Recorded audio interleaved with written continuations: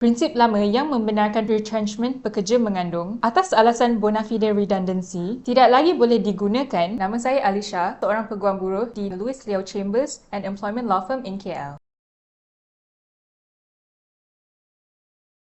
Baru saja 8 hari bulan lepas, kita sambut International Women's Day. Tapi, adakah sambutan ini betul-betul memberikan perlindungan yang bermakna kepada wanita di tempat kerja? Sejauh manakah batasan kuasa majikan untuk menamatkan perkhidmatan seorang pekerja wanita, lagi-lagi yang sedang sarat mengandung atas alasan penutupan jabatan? Persoalan ini telah dibincangkan secara mendalam oleh Mahkamah Perusahaan dalam kes Anusha Anak Perempuan Rama Syndrome and RLA Polymers Malaysia Sendirian Berhad. Kes ini sangat signifikan kerana ia merupakan kes yang pertama yang diputuskan melibatkan Seksyen 41A Akta Kerja 1955 selepas pindaan besarnya melalui Employment Amendment Act 2022. Apa yang membezakan kes ini dengan kes retrenchment atau dismissal kes biasa adalah aplikasi Seksyen 41A ini sendiri. Peruntukan yang mula berkuat kuasa pada 1 Januari 2023 ini meletakkan larangan undang-undang terhadap majikan untuk menamatkan perkhidmatan pekerja wanita yang mengandung. Di bawah Seksyen 41A, Subseksyen 1 adalah menjadi satu kesalahan untuk majikan menamatkan perkhidmatan pekerja wanita yang mengandung kecuali atas 3 sebab sahaja. Nombor 1, pelanggaran kontrak yang disengajakan. Nombor 2, salah laku. Nombor 3, penutupan perniagaan majikan. Lebih menarik lagi, Seksyen 41A, Subseksyen 2 secara jelas memindahkan burden of proof kepada majikan. Ini bermakna sekiranya perkhidmatan pekerja wanita yang mengandung ditamatkan, beban untuk membuktikan bahawa penamatan tersebut tak disebabkan oleh pregnancy-nya terletak sepenuhnya di bahu majikan. So, dalam kes ini, Anusha merupakan seorang Technical Services Manager yang telah berkhidmat selama lebih 5 tahun. Beliau telah memaklumkan pregnancy-nya pada Ogos 2023. Hanya 2 bulan kemudian, syarikat mengeluarkan memo untuk menutup C&P Division, iaitu jabatan beliau bekerja, dan memberikan notis penamatan perkhidmatan atas alasan redundancy. Sedangkan beliau sedang sarat mengandung 7 bulan. Sebenarnya International Women's Day, keputusan hakim dalam kes ini memberi impak yang sangat besar pada hari ini kerana pengerusi mahkamah yang Arif Puan Hajah Zalina menekankan kepentingan perlindungan wanita dalam keputusannya. Mahkamah menjelaskan bahawa Seksyen 41A ini sebenarnya adalah satu bentuk perundangan sosial yang direka khusus untuk menyelaraskan undang-undang Malaysia dengan standard buruh antarabangsa seperti ILO Convention No. 183. Maklumat utamanya adalah to provide security of tenure to women during the vulnerable period of pregnancy. Syarikat cuba berhujah bahawa penutupan division tersebut dikira sebagai penutupan perniagaan. Namun, mahkamah memutuskan bahawa penutupan perniagaan bermaksud penutupan seluruh entiti perniagaan secara keseluruhan, bukannya sekadar penutupan satu unit atau satu jabatan sahaja. Hakim turut mengingatkan bahawa jika mahkamah membenarkan penutupan satu jabatan dijadikan alasan untuk buang pekerja mengandung, maka perlindungan undang-undang yang sedia ada akan menjadi tak bermakna. Beliau memberi amaran yang tegas, if closure of the employer's business were interpreted to mean closure of any department, the protection would be rendered toothless. Niat sebenar Parlimen di sebalik penambahan Seksyen 41A ke dalam Akta Kerja adalah jelas di sini, iaitu untuk menghalang pemberhentian pekerja wanita mengandung, melainkan majikan itu sendiri sudah tak wujud atau dah berhenti operasi sepenuhnya. Malah, mahkamah mendapati terdapat beberapa keadaan dalam kes ini yang membangkitkan strong presumption berlakunya diskriminasi. Pertama sekali, timing. Anusha memaklumkan tentang pregnancy-nya pada Ogos 2023 dan memo penutupan dikeluarkan hanya 2 bulan selepas itu, iaitu pada Oktober 2023. Kedua, selection. Beliau merupakan satu-satunya manager yang dikeluarkan daripada division tersebut. Seterusnya, financial motivation. Dengan menamatkan perkhidmatan beliau semasa pregnant 7 bulan, syarikat sebenarnya dapat mengelakkan pembayaran 98 hari maternity allowance, kira-kira 3.2 bulan gaji dan kos pekerja ganti. Akhir sekali,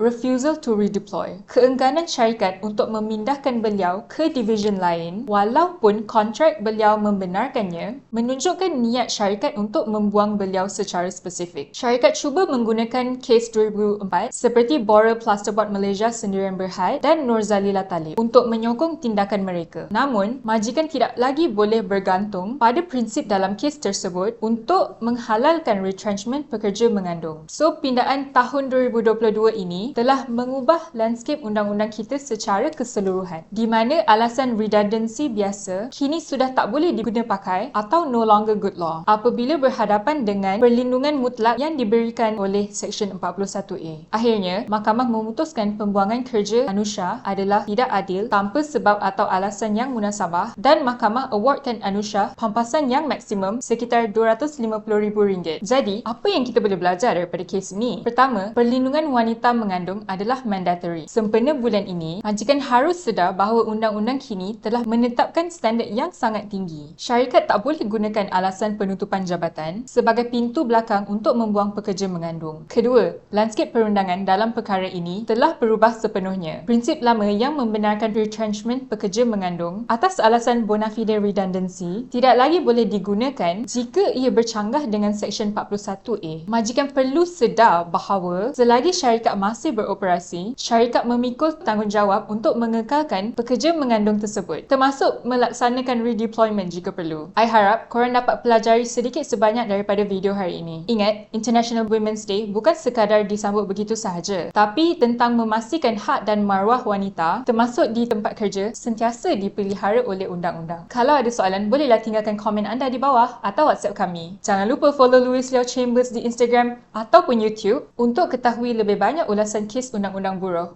Bye!